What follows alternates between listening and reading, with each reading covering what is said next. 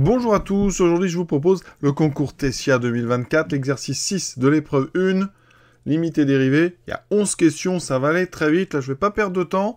On va faire en conditions réelles comme vous pouvez le faire si vous êtes assez rapide. Donc on est parti. Donc tout de suite, question 35, une limite. Tout d'abord, on cherche la limite, vous voyez, en moins l'infini. Alors que l'exponentielle x en moins l'infini, ça tend vers 0.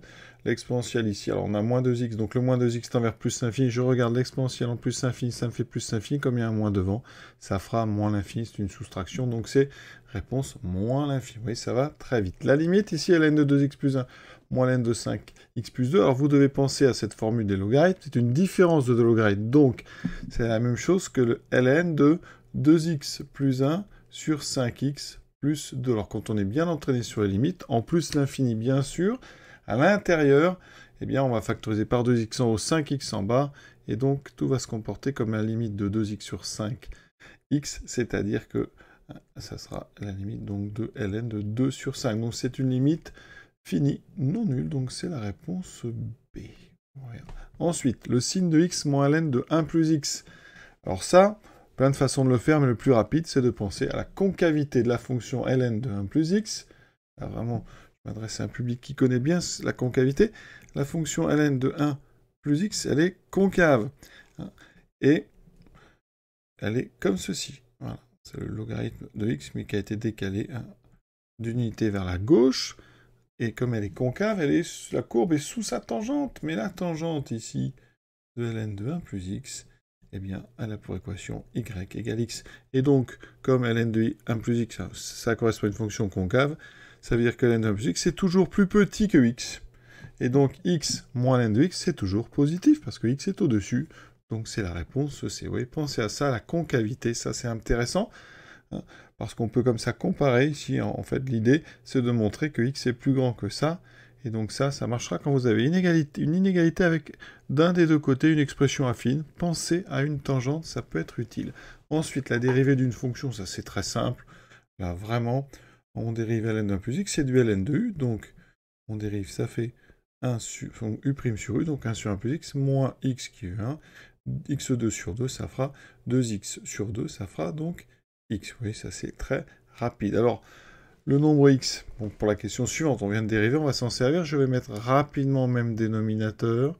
Donc 1 plus x, ça veut dire qu'ici, j'ai moins, alors il faut aller très vite, hein, donc c'est moins 1 moins x. Donc quand je mets même dénominateur, là j'aurai le 1, moins une belle identité remarquable 1 plus x fois 1 moins x, qui me fera du 1 moins x2, mais avec une parenthèse, ça fera moins 1 plus x2. Il me reste donc x2 sur 1 plus x.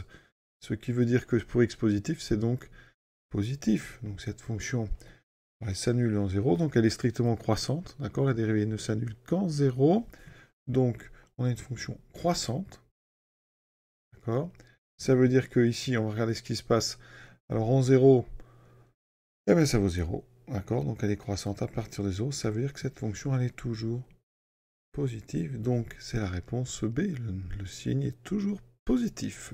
On se dépêche, donc 39, on est sur des dérivés, donc là ça va très vite dans un concours comme ça, on perd pas de temps, c'est du u sur v, donc u'v moins uv', le dénominateur, il n'y a pas de problème, donc ici je vais donc faire du u', donc on a le v moins le u fois v', moins c fois x plus b. Si je développe, on voit bien que acx et acx disparaissent, il me reste ici le ad moins bc. Ad moins bc, c'est la réponse C. Très facile aussi la suivante, on dérive x cube exponentielle moins 2x, c'est un produit, donc très simplement, alors il y aura une factorisation par exponentielle moins 2x, ça celle-là elle est certaine. Alors je vais avoir d'abord donc la dérivée d'x3, donc 3x2, ensuite on va additionner x3 fois la dérivée de moins 2x, c'est-à-dire moins 2x3, donc moins 2x3, et ici, et donc vous voyez que la bonne c'est la E, attention la A ressemble un petit peu, il n'y a pas le moins devant l'exponentielle, donc c'est la E. Encore une dérivée donc très rapide, c'est de u sur v. Donc on a du 2x x cube plus 3 moins, donc on dérive x le dessous 2x fois x2 plus 1. Quand on développe les 2x cube disparaissent, il me reste 6. Il me reste en fait ici 6x moins 2x, il me reste 4x. Donc la réponse c'est 4x sur x2 plus 3 au carré. Donc c'est la E. 42, toujours les mêmes genres de questions. Le dénominateur ne pose pas de problème. On dérive le haut, il y a un 2 qui sort, donc 2 exponentielles 2x ici, pour le haut, fois le dénominateur, moins, donc, le dérivé du dénominateur 2, le numérateur exponentielle 2x plus 1, la dérivée du dénominateur, donc qui me laisse un exponentielle 2x. Je développe tout ça. Vous voyez bien qu'ici, les deux exponentielles 2x disparaissent. Il me reste l'autre, donc 6 exponentielle 2x moins 2 exponentielle, donc ici 2x, qui me fait 4 exponentielle 2x. 4 exponentielle 2x, c'est nulle part, donc c'est aucune des autres réponses. Plus que 3 réponses, dérivée encore. Or, dérivée, ça va très vite, hein. Là c'est du u cube. La dérivée de u cube, je rappelle que c'est 3u' u carré.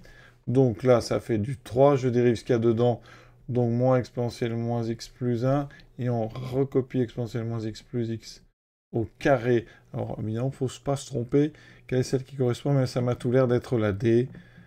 Voilà, on peut continuer.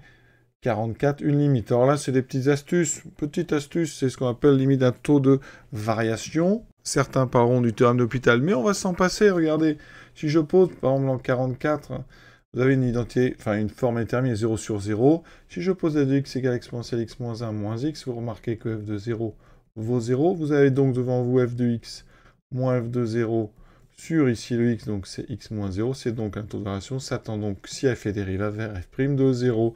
Je dérive f', ça prend 2 secondes, exponentielle x moins 1. Je calcule f' de 0. Ça me fait exponentielle 0 qui fait 1 moins 1. Ça me donne donc 0. La réponse, c'est la D. Et ce qui est magique, c'est qu'on peut utiliser ça pour le 45, avec un f qui sera exponentielle de x. J'ai quand même f de 0 égale 0. J'ai le même rapport, j'ai le même f', mais attention, ma dérivée est un tout petit peu différente. C'est un 2, et en 0, ça ne fait plus 0, parce que ça fera 2 moins 1, ça fera 1. Donc la réponse, c'est une limite finie non nulle. On a déjà terminé les 11 questions de cet exercice 6. À très bientôt.